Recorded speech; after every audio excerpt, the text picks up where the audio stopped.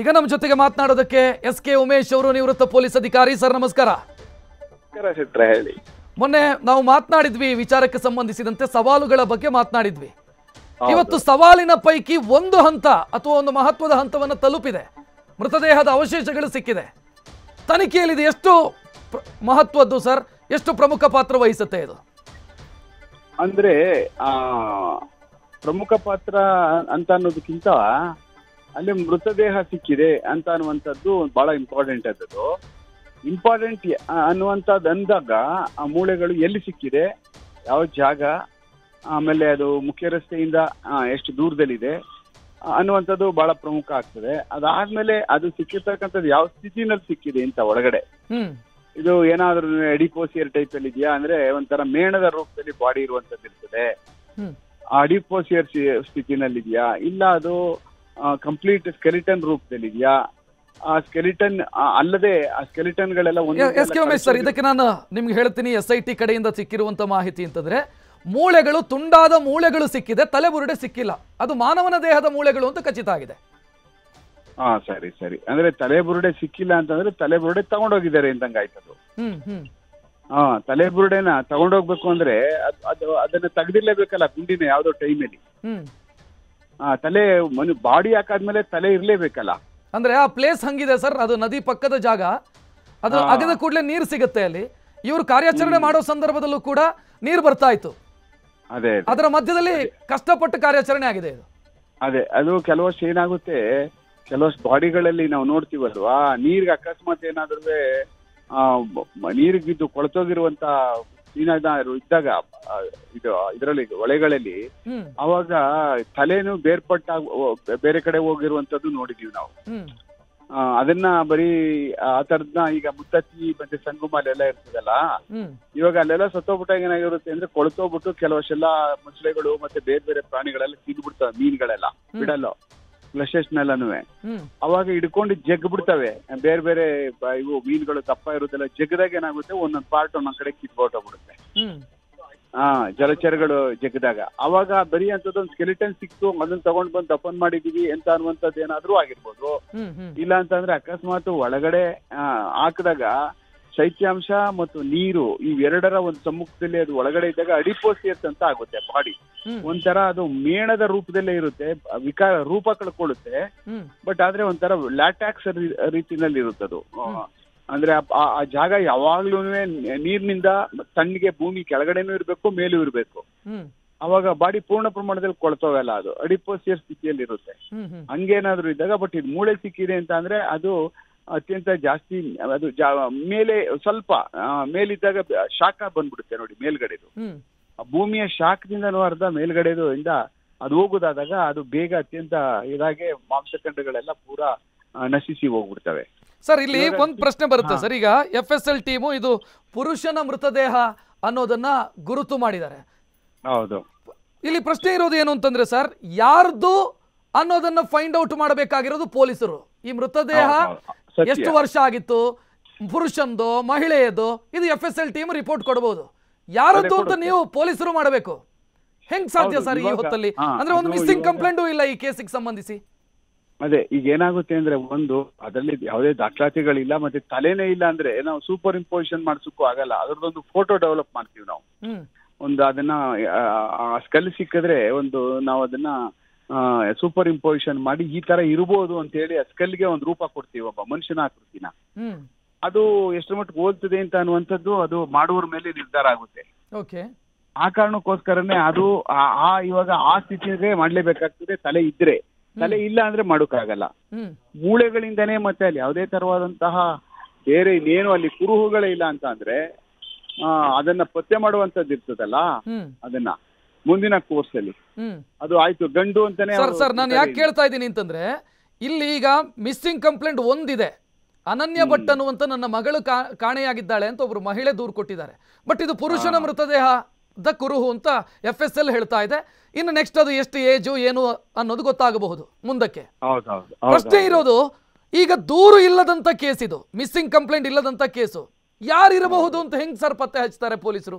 ಅಲ್ಲ, ಬಹಳ ಕಷ್ಟ ನೋಡಿ. ಬೇರೆ ಎಲ್ಲೋ ಒಂದ್ ಕಡೆ ಆದ್ರೂ ಪರವಾಗಿಲ್ಲ, ಇದು ಸಾವಿರಾರು ಲಕ್ಷಾಂತರ ಜನ ಬರುವಂತ ಜಾಗ ಇದು. ಯಾರನ್ನೂ ಮಾನಿಟರ್ ಮಾಡೋಕ್ ಆಗುದಿಲ್ಲ ಅಲ್ಲಿ ಒಂದು ಔಟ್ ಪೋಸ್ಟ್ ಇರುವಂತದ್ದಲ್ಲಿ. ಬರ್ತಕ್ಕಂಥವ್ರನ್ನ ಯಾವ ಲೆಕ್ಕ ಇಡ್ತೀರ? ಅಲ್ಲಿ ಬಂದಾಗ ಅಲ್ಲಿಂದ ಊರಿಂದ ಯಾವ ಊರುಗಳಿಂದ ಬರ್ತಾರೋ, ರಾಜ್ಯದ ಮೂಲೆ ಮೂಲೆಯಿಂದ ಬರ್ತಾರೆ ಅಲ್ಲಿಗೆ. ಯಾವ ರಾಜ್ಯದಲ್ಲಿ ಯಾವ ಭಾಗದಲ್ಲಿ ಮಿಸ್ಸಿಂಗ್ ಆಗಿದೆಯೋ ಯಾರಿಗ್ ಗೊತ್ತು? ಸರ್, ಇಲ್ಲಿ ಇನ್ನೊಂದು ಆಯಾಮದ ಬಗ್ಗೆ ನಾನು ಕೇಳಬೇಕು ನಿಮ್ಮಲ್ಲಿ. ಆ ವ್ಯಕ್ತಿ ಇದಾರಲ್ಲ, ದೂರುದಾರ ವ್ಯಕ್ತಿ, ನಾನು ಇಂಥ ಜಾಗದಲ್ಲಿ ಹೂತು ಹಾಕಿದ್ದೀನಿ ಅಂತ ಹೇಳಿದ್ದಾರೆ. ಇಂಥ ಜಾಗದಲ್ಲಿ ನಾನು ಹೂತು ಹಾಕಿದಂತ ವ್ಯಕ್ತಿ ಹೀಗಿದ್ದ ಅನ್ನೋದು ನೆನಪಿರುವಂತ ಸಾಧ್ಯತೆಗಳಿದಾವ ಸರ್ ದೂರುದಾರನಿಗೆ? ಇಲ್ಲ ಇಲ್ಲ ಇಲ್ಲ, ಸಾಧ್ಯ ಇಲ್ಲ ಅದು. ನಮಗೆ ಎಷ್ಟೋ ಹೆಣಗಳನ್ನ ಊತಾಕಿದಾಗ ಬಾಡಿಗಳನ್ನ ಅವ್ರು ಪೋಸ್ಟ್ ಮಾರ್ಟಮ್ ಮಾಡಿ ಕಳ್ಸಿಕೊಟ್ಟಿರೋನಲ್ಲ, ಯಾವ ತರ ಇತ್ತು ಊಹೆ ಮಾಡ್ಕೊಂಡು ಹೇಳಿದ್ರೆ ನಮ್ ಕೈಲಿ ಆಗುತ್ತೆ ಐವಗಳಾಗಿ. ನಮ್ಮ ಹತ್ರ ಫೋಟೋಗಳಿದ್ರೆ, ದಾಖಲಾತಿಗಳಿದ್ರೆ ಫೈಲ್ಗಳಲ್ಲಿ, ಹೌದೌದು ಈ ತರ ಇದ್ದ ಅಂತ ಅಂದ್ಬಿಟ್ಟು ಅಂತ ಹೇಳ್ತೀವಿ. ಮನುಷ್ಯ ಅದು ಹೆಂಗೆ ಅಷ್ಟು ಕೇಸ್ಗಳಲ್ಲಿ ಅವನ್ನೆಲ್ಲನೂ ನಾವು ಜ್ಞಾಪಕ ಇಟ್ಕೊಂಡು ಹಿಂಗಿದ್ದ ಅಂತ ಜ್ಞಾಪಕ ಇಟ್ಕೊಂಡು ಹೇಳೋಕ್ಕಾಗ್ತದೆ? ಸಾಧ್ಯನೇ ಇಲ್ಲ. ಹೈಲಿ ಇಂಪಾಸಿಬಲ್ ಅದು. ಅದೇನೋ ಒಂದ್ ಪ್ರಕರಣ ಒಂದೋ ಎರಡೋ ಆದಾಗ ಆ ತರ ಏನೋ ಇದಾದಾಗ ಅದಾಗುತ್ತೆ. ಬಟ್ ಅವನು ಅದು ಎಲ್ಲಿಂದ ಎತ್ಕೊಂಡ್ ಬಂತಾನು ಹೇಳ್ಬೇಕಲ್ಲ ಅವನು. ಅಂದ್ರೆ ಸರ್ ಆತ ಹೇಳಿರೋದು ನಾನು ಇಂಥ ಜಾಗದಲ್ಲಿ ಹೂತಿದ್ದೀನಿ ಅಂತ. ಬಟ್ ಹೂತವನಿಗೆ ಇಂಥವರನ್ನು ಹೂತಿದ್ದೀನಿ ಅಂತ ಗೊತ್ತಿರಬಹುದಾ? ಗೊತ್ತಿರುವಂತ ಸಾಧ್ಯತೆಗಳಿದಾವೆ. ಅವ್ರನ್ನ ಅಂತ ಗೊತ್ತಿರಲ್ಲ, ಹೆಂಗಸು ಗಂಡಸು ಅಂತ ಅವ್ನು ಹೇಳ್ಬೋದೇನೋ, ಅದನ್ನ ಸ್ವಲ್ಪ ಏನಾದ್ರು ಇಟ್ಕೊಂಡಿದ್ರೆ. ಅದಾದ್ಮೇಲೆ ಯಾವ ಜಾಗದಿಂದ ಎತ್ಕೊ ಬಂದಿ ಅಂತ ಹೇಳ್ಬೇಕಲ್ಲ ಅವನು. ಹೌದು ಹೌದು. ಆಮೇಲೆ ಇವನಿಗೆ ಹೆಂಗಲ್ಲಿ ಸಿಕ್ತು ಅಂತ ಹೇಳಬೇಕಲ್ಲ ಅವನು. ಅಂದ್ರೆ ಸರ್ ಇಲ್ಲಿ ಇನ್ನೊಂದು ವಿಚಾರ ಇದೆ. ಇಲ್ಲಿ ಆ ದೂರಲ್ಲಿ ಆತ ಉಲ್ಲೇಖಿಸಿರೋದು, ನನ್ನ ಮೇಲ್ವಿಚಾರಕರು ಹೇಳ್ತಾ ಇದ್ರು, ನಾನು ಮೇಲ್ವಿಚಾರಕರ ಸೂಚನೆಯ ಮೇರೆಗೆ ಹೆಣಗಳನ್ನು ತಂದು ಹೂತ ಹಾಕ್ತಿದ್ದೆ. ಈಗ ಮೇಲ್ವಿಚಾರಕರನ್ನ ಇಂಟರ್ರೋಗೇಟ್ ಮಾಡ್ಬೇಕಲ್ಲ ಸರ್, ಇನ್ವೆಸ್ಟಿಗೇಷನ್ ಆಗಬೇಕು. ಈಗ ಮೇಲ್ವಿಚಾರಕರು ನನ್ಗೆ ಹೇಳ್ತಾ ಇದ್ರು ಹಿಂಗ್ ಸತ್ತೋಗ್ಬಿಟ್ಟಿದೆ ಅಂತ ಹೇಳ್ಬಿಟ್ಟು ಅಂತ ಅವ್ನು ಹೇಳ್ತಾನೆ. ಇಂಥ ಕಡೆ ಬಾಡಿ ಬಿದ್ದಿದೆ, ನೀರೊಳಗಡೆ ಬಿದ್ದಿದ್ಯೋ ಅಲ್ಲಿ ಇರೋದನ್ನ ಎತ್ಕೊಂಡೋಗಿ ಅಲ್ಲಿ ಹಾಕ್ಬಿಡು ಅಂದ್ಬಿಟ್ಟು ಅಂತ. ಆಯ್ತು, ಇವನು ಯಾಕೆ ಪೊಲೀಸವ್ರಿಗೆ ತಿಳಿಸ್ಬೇಕಲ್ಲ ಅದನ್ನ. ಈಗ ಪೊಲೀಸ್ ಏನಲ್ಲಿ ವ್ಯವಸ್ಥೆ ಏನೋ ಅದೇನು ಅಲ್ಲಿ ಇರುವಂತದೊಂದು ಔಟ್ ಪೋಸ್ಟ್ ಇದೆಯಲ್ಲ, ಅಷ್ಟೊಂದು ಇಗ್ನೋರೆನ್ಸ್, ಅಷ್ಟೊಂದು ಇವನು ಇನ್ನೋಸೆಂಟಾ ಹೇಳಿ ಮತ್ತೆ? ಇಲ್ಲ, ಪೊಲೀಸರ ಬಗ್ಗೆನೂ ಕೂಡ ಅದರಲ್ಲಿ ದೂರಿದ್ದಾನೆ ಅಂತ ಒಂದು ಮಾಹಿತಿ ಇದೆ ಸರ್. ಅಂದ್ರೆ ಪೊಲೀಸರೇ ನಮ್ಮ ಮೇಲ್ವಿಚಾರಕರ ಸೂಚನೆಗೆ ಕುಣಿತಾ ಇದ್ರು, ಇಶಾರೆ ಕುಣಿತಾ ಇದ್ರು ಅಂತ.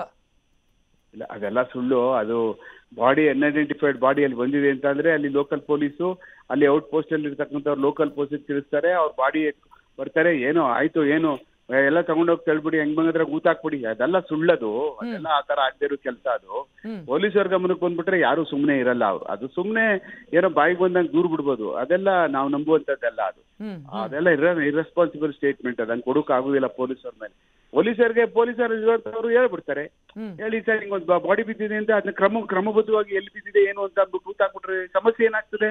ಕಷ್ಟದ ಕೆಲಸ ಏನ್ ಹೇಳಿ, ಅವ್ರು ಊತಾಕ್ಬೇಕು, ಪೊಲೀಸರು ಒಂದು ಇನ್ಕ್ವೆಸ್ಟ್ ಮಾಡ್ತಾರೆ ಅದನ್ನ, ಅದಕ್ಕೊಂದು ದಾಖಲಾತಿ ಆದ್ರೂ ಆಗುತ್ತೆ.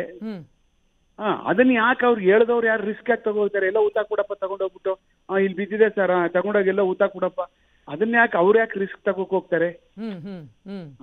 ಈಗ ಒಂದು ಕೊಲೆ ಆಗಿದೆ ಅಂತ ಹೇಳಿದ್ರೆ ಆ ಜಾಗದಲ್ಲಿ ಆಗಿದೆ ಅಂತ ಹೇಳಾದ್ಮೇಲೆ ಆ ಕೊಲೆಗೆ ಸಂಬಂಧಪಟ್ಟಂಗೆ ಅದ್ರ ಮೇಲೆ ಏನ್ ಗಾಯ ಇದ್ದೋ, ಕೊಲೆ ಆಗಿತ್ತು, ಕತ್ತರಿಸಿದ್ರೆ ಕೈ ಕೊಲೆಗೂ ಬಾಡಿಗೂ ಎಲ್ಲೋ ಎತ್ಕೊ ಬಂದದ ಬಾಡಿಗೂ ವ್ಯತ್ಯಾಸ ಇರುತ್ತಲ್ವಾ? ಹೌದು. ಇದೆಲ್ಲ ಅವ್ನು ಹೇಳ್ಬೇಕಲ್ಲ. ಇಷ್ಟೊಂದು ಇಲ್ಲಿ ಊತಾಕಿದೀನಿ ಅಂತ ಹೇಳುವಂಥದ್ದು ಅದನ್ನ ಹೇಳ್ಬೇಕಲ್ಲ ಅವನು. ಮತ್ತೆ ಅವ್ನು ಹೇಳಿದೆ ನೀವೇ ಎಲ್ಲ ಮಾಡಿ ಅಂತಂದ್ರೆ ಹೆಂಗಾಗುತ್ತೆ ಹೇಳಿ? ಈಗ ಅವ್ನು ತೋರ್ಸಾದ್ಮೇಲೆ ಅದನ್ನ ಎಲ್ಲಿಂದ ಎತ್ಕೊಬಂದ ಅಂತ ಹೇಳ್ಬೇಕಲ್ಲ. ಈಗ ಜಾಗ ತೋರ್ಸೋನಲ್ಲ, ಈಗ 6ನೇ ಜಾಗನ ಏನೋ 6ನೇ ಜಾಗದ ಹೇಳ್ಬೇಕಲ್ಲ ಅವನು. ಅದಕ್ಕೆ ಜ್ಞಾಪಕ ಇದೆ, ಎಲ್ಲಿಂದ ಎತ್ಕೊಬಂದ ಅನ್ನೋದು ಯಾಕೆ ಜ್ಞಾಪಕ ಇರಲ್ಲ ಹೇಳಿ ಮತ್ತೆ? ಆತ ಆ ಮಾಹಿತಿಯನ್ನು ಕೊಟ್ರೆ ಈ ಕೇಸಿಗೆ ಒಂದು ಲಿಂಕ್ ಸಿಕ್ಕಂದಾಗತ್ತೆ ಅಲ್ವಾ ಸರ್? ಹಂಗಿದ್ರೆ ಅಲ್ಲ, ನೀವು ಇವ್ರನ್ನ ಐಡೆಂಟಿಫೈ ಮಾಡಿ ಫಸ್ಟ್ ಯಾರವರು ಅಂತ, ಆಮೇಲೆ ವಿಚಾರಣೆ ಮಾಡುದು. ಫಸ್ಟ್ ಇದು ಎಸ್ಟಾಬ್ಲಿಷ್ ಆಗ್ಬೇಕಲ್ಲ. ಅದು ದಾಖಲಾತಿಲಿ ಇದೆಯಾ, ಪೊಲೀಸರ ದಾಖಲಾತಿಲಿ ಇದೆಯಾ, ಇಲ್ಲ ಪಂಚಾಯತಿ ದಾಖಲಾತಿಗಳಲ್ಲಿ ಏನಾದ್ರು ಇದೆಯಾ, ಆ ಥರದ್ದು ಏನಾದ್ರು ಅಲ್ಲಿ ಸತಿ ಇರ್ತಕ್ಕಂಥದ್ದು ಇವೆಲ್ಲನೂ ನೋಡ್ಬೇಕಲ್ಲ ಸರ್. ಈಗ ಅನ್ಐಡೆಂಟಿಫೈಡ್ ಬಾಡಿ ಅಂತ ಆದ್ರೆ ಒಂದು ಸ್ಟೇಷನ್ ಲಿಮಿಟ್ ಅಲ್ಲಿ ಒಂದು ಅನ್ಐಡೆಂಟಿಫೈಡ್ ಬಾಡಿ ಸಿಗುತ್ತೆ, ಅಥವಾ ಸಿಕ್ತು ಅದನ್ನ ಐಡೆಂಟಿಫೈ ಮಾಡೋದಕ್ಕಾಗಿಲ್ಲ ಅಂತ ಅನ್ಕೊಳ್ಳೋಣ. ಮುಂದಿನ ಪ್ರೊಸೀಜರ್ ಪೊಲೀಸರು ಹೆಂಗ್ ಮಾಡ್ತಾರೆ ಸರ್? ಏನಿಲ್ಲ, ಅನ್ಐಡೆಂಟಿಫೈ ಮಾಡ್ಲಿಲ್ಲ ಅಂದ್ರೆ ನಾವೇನು ಭ್ರಮ್ರಲ್ಲ, ಅದೊಂದು ರೆಕಾರ್ಡ್ ಮಾಡ್ತೀವಿ. ಬಟ್ ಅದು ಕ್ಲೋಸ್ ಮಾಡಲ್ಲ ಕೇಸು. 7 years ಆದ್ಮೇಲೆ ಟ್ರೀಟ್ ಹಿಮ್ ಆಸ್ ಡೆಡ್ ಅಂದ್ರೆ ಮಿಸ್ಸಿಂಗ್ ಕೇಸ್ ಕೊಟ್ಟಿರ್ತಾರೆ, ನೀ ಕೋಲಾರದಿಂದ ಒಬ್ಬ ತಪ್ಪಿಸ್ಕೊತಾನೆ ಇಲ್ಲಿ, ಆ ಪೊಲೀಸ್ ಸ್ಟೇಷನ್ ಅಲ್ಲಿ ಏನಾಗ್ತದೆ 7 years ವರೆಗೂ ಇನ್ವೆಸ್ಟಿಗೇಷನ್ ಮಾಡ್ತಾರೆ, ಎಲ್ಲ ಮುಗಿಯುತ್ತೆ. 7 years ಆದ್ಮೇಲೆ ಒಂದು ಎಂಡಾರ್ಸ್ಮೆಂಟ್ ಕೊಡ್ತೀವಿ, ಈ ತರ ಪತ್ತೆ ಆಗ್ಲಿಲ್ಲ 7 ವರ್ಷ ಆಯ್ತು ಅಂದ್ಬಿಟ್ಟು ಕಾನೂನಲ್ಲಿ ಅವಕಾಶನೇ ಇದೆ. 7 ವರ್ಷ ಆದ್ಮೇಲೆ ಅವ್ನು ಸಿಗ್ಲಿಲ್ಲ ಅಂದ್ರೆ that person is treated as dead ಅಂತ. ಅವನ ಮೇಲೆ ಆ ದಾಖಲಾತಿಗಳೆಲ್ಲ ಪ್ರಾರಂಭ ಆಗ್ಬಿಟ್ಟು ಏನಾಗ್ತದೆ ಅಂತಂದ್ರೆ ಅವ್ರಿಗೆ ದಾಖಲಾತಿಗಳು ಬೇಕಲ್ಲ, ಬೇರೆಯವ್ರಿಗೆ, ಅವ್ರ ಸಂಬಂಧಿಕರಿಗೆ, ಅವ್ರಿಗೆ ನಾಳೆ ದಿವಸ ಇವನು ಇಲ್ಲ ಸತ್ತೋಗ್ಬಿಟ್ಟಿದ್ದಾನೆ ಅಂತ ಹೇಳ್ಬಿಟ್ಟು ಅಂತ ನಾಳೆ ವಂಶವೃಕ್ಷಕ್ಕೆ ಬರ್ತಾನಲ್ಲ ಏನಾದ್ರು ಕೇಳಿದಾಗ ಈ ದಾಖಲಾತಿ ಒಳಗಡೆ ಅವ್ನು ಡೆಡ್ ಆಗಿದ್ದಾನೆ ಅಂತ ಒಂದು ಪೊಲೀಸ್ ಮೂಲಗಳಿಂದ ಬೇಕಾಗ್ತದಲ್ಲ. ಹೌದು. ಅದಕ್ಕೋಸ್ಕರ ಏನ್ ಮಾಡ್ತಾರೆ, ಆಫ್ಟರ್ 7 years ಡೆಡ್ ಅಂತ ಬರುತ್ತೆ. ಸರ್, ಒಂದು ನಾನು ಕುತೂಹಲ ಕೇಳ್ತೀನಿ. ಈಗ ಚಿತ್ರದುರ್ಗದ ಒಬ್ಬ ವ್ಯಕ್ತಿ ಧರ್ಮಸ್ಥಳಕ್ಕೆ ಬಂದಿದ್ದಾನೆ ಅಂತ ಅನ್ಕೊಳ್ಳೋಣ. ಆತ ಆತಂದು ಹೆಂಗೋ ಡೆತ್ ಆಯ್ತು, ಆತನಿಗೆ ದಿಕ್ಕು ದೆಸೆ ಇಲ್ಲ, ಯಾರು ಕಂಪ್ಲೇಂಟ್ ಕೊಡೋರು ಇಲ್ಲ ಚಿತ್ರದುರ್ಗದಲ್ಲಿ ಅಂತಾದ್ರೆ, ಇಲ್ಲಿ ಬೆಳ್ತಂಗಡಿ ಪೊಲೀಸರು, ಬೆಳ್ತಂಗಡಿ ಲಿಮಿಟ್ ಅಲ್ಲಿ ಆಗಿದೆ ಅಂತ ಅನ್ಕೊಂಡ್ರೆ ಬೆಳ್ತಂಗಡಿ ಪೊಲೀಸರು ಏನ್ ಮಾಡ್ತಾರೆ, ಎಷ್ಟು ದಿನ ಕಾಯ್ತಾರೆ, ಮತ್ತು ಅದನ್ನ ದಫನ್ ಮಾಡಿದ ನಂತರ ಅದಕ್ಕೆ ಸಂಬಂಧಿಸಿದಂತ ಡಾಕ್ಯುಮೆಂಟ್ಗಳು ಇರುತ್ತಾ ಸ್ಟೇಷನ್ ಅಲ್ಲಿ? ನೋಡಿ, ಒಂದು ಬಾಡಿ ಬಿದ್ದಿದೆ ಅಂತ ಹೇಳಿದ್ರೆ ಅನ್ಐಡೆಂಟಿಫೈಡ್ ಬಾಡಿ, ಆ ಬಾಡಿನ ಮೊದಲನೇ ಕೆಲಸ ನಾವೇನ್ ಮಾಡೋದು, ಹೋಗಿ ಮಾಜರ್ ಮಾಡ್ತೀವಿ, ಅದನ್ನ ಇನ್ಕ್ವೆಸ್ಟ್ ಕಳಿಸ್ಕೊಡ್ತೀವಿ, ಇನ್ಕ್ವೆಸ್ಟ್ ಮಾಡ್ತೀವಿ, ಇನ್ಕ್ವೆಸ್ಟ್ ಮಾಡಾದ್ಮೇಲೆ ಅದನ್ನ ಪೋಸ್ಟ್ ಮಾರ್ಟಮ್ ಕಳಿಸ್ಕೊಡ್ತೀವಿ. ಪೋಸ್ಟ್ ಮಾರ್ಟಮ್ ರಿಪೋರ್ಟ್ ಒಳಗಡೆ ಇಲ್ಲ ಎಲ್ಲ ಕೊಳ್ತೋಗಿದೆಯೋ ಏನು ಇದ್ರ ಒಪಿನಿಯನ್ ಕೊಡೋಕ್ಕಾಗೋದಿಲ್ಲ, ಇಲ್ಲ ನ್ಯಾಚುರಲ್ ಡೆತ್ ಅಂತ ಬರೆಯಲ್ಲ ಅವರು. ಅದನ್ನ ಇದ್ರ ಪೋಸ್ಟ್ ಮಾರ್ಟಮ್ ತಗೊಂಡೋದಾಗ ಅವ್ರಿಗೇನು ಬರ್ತದೋ ಮತ್ತೆ ಅವರು ಒಂದಷ್ಟು ವಿಜ್ರಾ, ಸ್ಟಮಕ್ ಕಂಟೆಂಟು ಮತ್ತೆ ಇದನ್ನೆಲ್ಲ ಕೊಡ್ತಾರೆ. FSLಗೆ ಇದನ್ನ ನಿಖರವಾದಂತ ಮಾಹಿತಿ ತಿಳ್ಕೊಳ್ಳೋಕೆ ಅಂತ ಕೊಡ್ತಾರೆ. ಆಮೇಲೆ ಅಲ್ಲಿ ಅವರು ಇದು ನಿಖರವಾದ ಮಾಹಿತಿ ಕೊಡೋಕ್ಕಾಗಲ್ಲ ಇದರಲ್ಲಿ ಅಂತ ಹೇಳಿ ಅಂತ ಕಳಿಸ್ಕೊಡ್ತಾರೆ ಅವರು. ಅಂದ್ರೆ 99% ಹಂಗೆ ಬರುತ್ತೆ. ಪಾಯ್ಸನ್ ಇದ್ರೆ ಮಾತ್ರನೇ ಪಾಯ್ಸನ್ ಡಿಟೆಕ್ಟ್ ಆಗಿದೆ ಅಂತ ಕೊಡ್ತಾರೆ. ಇನ್ನು ಉಳಿದದ್ದು ಬೇರೆ ಇಂಜುರೀಸ್ಗಳು ಅದು ಇದೆಲ್ಲನೂ ಡಾಕ್ಟರ್ ಹೇಳ್ಬೇಕು ಇಲ್ಲಿ ಏನಾರು ಅದಾಗಿದೆ ಅಂದ್ಬಿಟ್ಟು ಅಂತ. ಅವ್ರು ಅಲ್ಲಿ ಕಳಿಸ್ಕೊಟ್ಟಾಗ, ರಾಸಾಯನಿಕ ಪರೀಕ್ಷೆ ಕಳಿಸ್ಕೊಟ್ಟಾಗ ಅಲ್ಲಿನೂ ಏನು ಇದಿಲ್ಲ ಅಂದ್ರೆ ಅಷ್ಟ್ರಲ್ಲಿ ವಾಪಸ್ ಬರುತ್ತೆ. ಅದು ಬಂದಾದ್ಮೇಲೆ ಸ್ಟೇಷನ್ ಒಳಗಡೆ ನಾವು ಆ ಬಾಡಿನ ಇಲ್ಲೇ ಊತಾಕೊಂಡಿರ್ತೀವಿ. ಅಂದ್ರೆ ಊನಕ್ ಮೊದ್ಲೇ 1 ವಾರ ಇಟ್ಕೊಂಡಿರ್ತೀವಿ, 10 days. ಎಲ್ಲಾ ಪ್ರಯತ್ನ ಪಡ್ತೀವಿ, ಬಾಡಿ ಇದೆ, ಇಂಥದ್ದಿದೆ, ಇಷ್ಟು ಈ ತರ ಕೊಳ್ತಿರುವಂತ ಸ್ಥಿತಿ ಇದೆ, ಇಲ್ಲಾಂದ್ರೆ ಈ ತರ ಅವ್ನ ಮುಖ ಇದ್ರೆ ಚೆನ್ನಾಗಿದ್ರೆ ಅವ್ನೊಂದು ಫೋಟೋ ಹಾಕ್ತಿವಿ. ಆಮೇಲೆ SCRBಗೆ ಹಾಕ್ತಿವಿ, DCRBಗೆ ಹಾಕಿ ಎಲ್ಲಾ ಡಿಸ್ಟ್ರಿಕ್ಟ್ ಹೋಗ್ತದೆ, ಎಲ್ಲಾ ಪೊಲೀಸ್ ಸ್ಟೇಷನ್ಗಳಿಗೂ ಒಂದು ಫೋಟೋ. ನೀವು ಹೋಗ್ತೀರಿ ಸ್ಟೇಷನ್ ನೋಡಿದಾಗ ನೇತಾಕಿರ್ತಾರೆ ನೋಡಿ, ಮಿಸ್ಸಿಂಗ್ ಪ್ರಕರಣ ಅನ್ಬಿಟ್ಟು ಅಂತ ಎಲ್ಲಾ ನೋಟಿಸ್ ಬೋರ್ಡ್ಗಳಲ್ಲಿ ಅದು ಪೊಲೀಸ್ ಸ್ಟೇಷನ್ಗಳಲ್ಲಿ ಇರ್ತವೆ. ಅದನ್ನ ಎಲ್ಲಾ ಕಡೆ ಇದನ್ನ ಸ್ಟೇಟ್ SCRBಗೆ ಹೋಗ್ತವೆ. ಅಲ್ಲಿಂದ ಮತ್ತು ಅಡ್ಜಾಯ್ನಿಂಗ್ ಸ್ಟೇಟ್ಗಳಿಗೂ ಸಹ ಈ ಪ್ರಕಟಣೆಗಳು ಹೋಗ್ತವೆ. ಯಾರಾದ್ರೂ ಪಕ್ಕದಲ್ಲಿರ್ತಕ್ಕಂಥ ಅಡ್ಜಸೆಂಟ್ ಡಿಸ್ಟ್ರಿಕ್ಟ್ನವ್ರು ಯಾರು ಬಂದಿದ್ದಾರ ಅನ್ಬಿಟ್ಟು ಅಂತ ಅದನ್ನೆಲ್ಲ ಇದಾದ್ಮೇಲೆ ದಾಖಲಾತಿಗಳು ಇಟ್ಕೊಡ್ತೀವಿ. ಅದಾದ್ಮೇಲೆ 1 ವಾರ 10 days ಅಲ್ಲಿ ಸಿಕ್ಲಿಲ್ಲ ಅಂತಾದ್ಮೇಲೆ ನಾವೇನೆ ಅದಕ್ಕೊಂದು ಊತಾಕುವಂತ ಪ್ರಕ್ರಿಯೆ ಮಾಡಿ ಅದೊಂದು ಮಾಜರ್ ಮಾಡ್ಕೊಳ್ತೀವಿ, ಎಲ್ಲಿ ಊತಾಕವ್ರೆ ಏನು ಅಂತ. ಇದೇ ನನಗೆ ಬೇಕಾಗಿದ್ದು ಸರ್. ಅಂದ್ರೆ ಎಲ್ಲಿ ಹೂತು ಹಾಕಿದ್ದೀವಿ ಅನ್ನೋದು ಪೊಲೀಸ್ ಸ್ಟೇಷನ್ ಅಲ್ಲಿ ಮಾಹಿತಿ ಇರುತ್ತೆ. ಹೌದೌದು, ಯಾವ ಜಾಗದಲ್ಲಿ ಊತಾಕಿದೀವಿ ಅಂತ ಹೇಳಿ ಅದೊಂದು ಮಾಜರ್ ಮಾಡ್ಕೊಂಡು ಬರ್ತಾರೆ ಪೊಲೀಸ್ನವರು. ಇದರ ಜೊತೆಗೆ ಸರ್, ಆ ಮೃತದೇಹವನ್ನ ಹೂತು ಹಾಕೋದಕ್ಕಿಂತ ಮುಂಚೆ ಮೃತದೇಹದ ಕೂದಲು ಅಥವಾ ಆತ ಧರಿಸಿರುವಂತ ಒಂದು ಕೈಯಲ್ಲೇನೋ ಒಂದು ಕಡ ಇತ್ತು ಅಂತ ಅನ್ಕೊಳ್ಳೋಣ, ಅಥವಾ ಒಂದು ಉಂಗುರ ಇತ್ತು ಅಂತ ಅನ್ಕೊಳ್ಳೋಣ, ಇಂಥದ್ದನ್ನೆಲ್ಲ ಕಲೆಕ್ಟ್ ಮಾಡಲಾಗತ್ತಾ? ಅದನ್ನೆಲ್ಲ ಶೇಖರಿಸಿ ನಾವು ಇಟ್ಕೊಂಡಿರ್ತೀವಿ. ಅದು ಬಂದ್ರೆ ಐಡೆಂಟಿಫಿಕೇಶನ್ ಮನೆಯವರು ನೋಡಿದ್ರೆ ಹೇಳ್ಬೇಕಲ್ಲ, ಇದು ನಮ್ಮ ಒಂದು ಬಳೆ, ಕೈ ಬಳೆ, ಇದು ನಾನ್ ತೆಗೆದು ಕೊಟ್ಟಿದ್ ರಿಂಗು, ಇದು ನಾನ್ ಕೊಟ್ಟಿದ್ದಂತ ಕಷ್ಟೊಂದಿದು, ಇದೇ ಅವನ್ ಚಪ್ಪಲಿಗಳು, ಅವನ್ ಬೆಲ್ಟು, ಈ ತರದೆಲ್ಲ ಅವನೇನಾದ್ರು ಕಿವಿ ಓಲೆ ಹಾಕೊಂಡಿದ್ರೆ ಅದು ಅಂತ ಹೇಳಿದಾಗ ಅವ್ರು ಈಸಿಯಾಗಿ ಐಡೆಂಟಿಫೈ ಮಾಡ್ಬಿಡ್ತಾರೆ.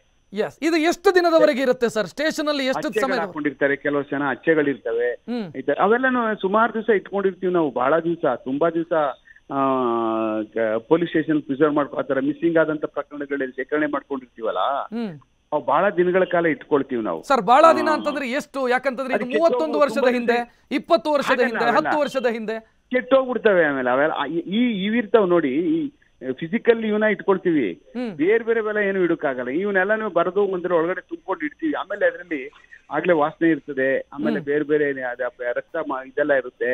ಅದೆಲ್ಲ ಒಡಗಿಸಿಟ್ಟಿದ್ರು ಸಹ ಅವು ಕೆಳಗೆ ಇಲಿಗಳು, ಅದು ಇದು ಬಹಳ ಕಾಟಗಳು ಜಾಸ್ತಿ ಆಗ್ಬಿಡ್ತವೆ. ನೀವು ಹೆಂಗೆ ಪ್ರಿಸರ್ವ್ ಮಾಡಿಡಿ, ಇದನ್ನೇ ಕಟ್ ಮಾಡ್ಬಿಡ್ತವೆ, ಏನು ರಟ್ಟಿನ ಬಾಕ್ಸ್ನೇ ಕಟ್ ಮಾಡ್ಬಿಡ್ತವೆ ಅವನ್ನೆಲ್ಲನೂ. ಅವಾಗ ಅದು ಫೋಟೋ ಮತ್ತು ಸ್ಥಳ ಮಹಜರು, ಆತನನ್ನು ಎಲ್ಲೂ ಹೂತ ಹಾಕಿದ್ದಾರೆ, ಇದರ ಪ್ರಾಪರ್ ಡಾಕ್ಯುಮೆಂಟ್ ಸ್ಟೇಷನ್ ಅಲ್ಲಿ ಇದ್ದೇ ಇರುತ್ತೆ. ಎಷ್ಟು ವರ್ಷ ಸ್ಥಳ ಮಾಜರ್ ಎಲ್ಲೂ ತಾಕಿದೀವಿ ಅಂತ ಅನ್ನುವಂಥದ್ದು ಇರ್ತದೆ. ಆಮೇಲೆ ಏನ್ ಗೊತ್ತಾ, ಯಾರೋ ಹೋಗಿರ್ತಾರೆ ಪೊಲೀಸ್ನವ್ರು, ಅವ್ನು ಇವಾಗ ಇರಲ್ಲ, ಅವ್ನು ಎಲ್ಲೋ ಟ್ರಾನ್ಸ್ಫರ್ ಆಗೋಗಿರ್ತಾನೆ, ಮಾಜರ್ ಮಾಡ್ಕೊಬೋದಿರೋ ಅಲ್ಲಿ ಅಧಿಕಾರಿ ಹೋಗಿರಲ್ಲ. ಆಮೇಲೆ ಆ ಜಾಗನ ನೀವು ಅವನೇನ್ ಬರ್ದಿರ್ತಾನೆ, ಇಂಥ ಜಾಗ, ಇಂಥ ಹೊಲ, ಇಂಥ ಮರ ಇದೆ, ಇಂಥದ್ದೊಂದು ಗಿಡ ಇದೆ, ಇಷ್ಟು ದೂರ ರಸ್ತೆಗಿದೆ ಅಂತಾಗ ನೀವು ಮತ್ತೆ ಇನ್ನೊಂದ್ಸರಿ ಹೋಗಿ ಐಡೆಂಟಿಫೈ ಎಲ್ಲೇದಿ ಅಂತ ಅಷ್ಟು ಸುಲಭದ ಮಾತಲ್ಲ. ಬಹಳ ಕಷ್ಟ ಇದೆ ಅದನ್ನ ಮತ್ತೆ ಅದ ರೀಐಡೆಂಟಿಫೈ ಮಾಡ್ಕೊಂಡು ಬೇರೆಯವರು ಹೋಗಿ ಬರೆದಿರುವಂತ ಕರಾರು ಹಕ್ಕು ಜಾಗ ಐಡೆಂಟಿಫೈ ಮಾಡೋದು. ಬಟ್ ಎಷ್ಟು ಹೆಣಗಳನ್ನ ಹೂತು ಹಾಕಿದ್ರು ಈ ಇಂಥ ಅವಧಿ, ಇಷ್ಟರಿಂದ ಇಷ್ಟು ಅವಧಿಯಲ್ಲಿ ಅನ್ನೋದು ಒಂದು ಡಾಕ್ಯುಮೆಂಟ್ ಸ್ಟೇಷನ್ ಅಲ್ಲಿ ಇದ್ದೇ ಇರುತ್ತೆ ಹಂಗಿದ್ರೆ. ಆಮೇಲೆ ಎಲ್ಲೆಲ್ಲಿ ಹೂತು ಹಾಕ್ತಾರೆ, ಸರ್ಕಾರಿ ಜಾಗಗಳು ಎಲ್ಲೆಲ್ಲಿ ಜಾಗ ಸ್ವಲ್ಪ ಸೇಫ್ಟಿ ಆಗಿರೋ ಜಾಗ ಯಾವುದು ಅಂತ ಹುಡುಕಿ ಹಾಕ್ತಾರೆ. ಆಮೇಲೆ ಸ್ಮಶಾನಗಳಲ್ಲಿ ಊತಾಕ್ಬಿಟ್ರಂತೂ ಒಂದ್ರ ಮೇಲೆ ಒಂದು ಹಾಕ್ಬಿಡ್ತಾರೆ. ಅದೊಂದು ಹಿಂಸೆ. ಈಗ ನಮ್ಮಲ್ಲಿ ಬೆಂಗಳೂರಿನಲ್ಲಿ ಆಗ್ತಕ್ಕಂಥವೆಲ್ಲ ಮಾರ್ಕೆಟು, ಕಲಾಸಪಾಳ್ಯ ಮತ್ತೆ ಈ ಭಾಗದಲ್ಲಿ ಉಪ್ಪಾರಪೇಟೆ ಇಲ್ಲ ಆದವೆಲ್ಲ ಅವೆಲ್ಲ ವಿಲ್ಸನ್ ಗಾರ್ಡನ್ ಈ ಕಡೆಗೆ ಹೋಗ್ತವೆ. ಅವ್ರು ಏನ್ ಮಾಡ್ತಾರೆ, ಎಷ್ಟು ಅಂತ ಊತಾಕ್ತಾರೆ. ಎಲ್ಲೋ ಒಂದ್ ಕಡೆ ಒಂದಷ್ಟು ಜಾಗ ಸಿಕ್ಕದ ಕಡೆ 1, 2, 3 ಎತ್ತಾಕ್ ಒಂದ್ರ ಮೇಲೆ ಒಂದು ಊತಾಕುವಂಥದ್ದು ಇರ್ತದೆ. ಒಂದೊಂದ್ಸಾರಿ ನಾವು ಎಕ್ಸಿಬಿಷನ್ ಮಾಡ್ಬೇಕಾದ್ರೆ 3 ಬಾಡಿ 4 ಬಾಡಿ ಮೇಲ್ಕತ್ತಿ ನಮ್ಮ ಬಾಡಿ ನೋಡ್ತಿರೋದು ಇದೆ. ನ್ಯೂಸ್ ಫಸ್ಟ್ ನಿರ್ಭೀತಿಯಿಂದ ನಿಮ್ಮ ಪರವಾಗಿ.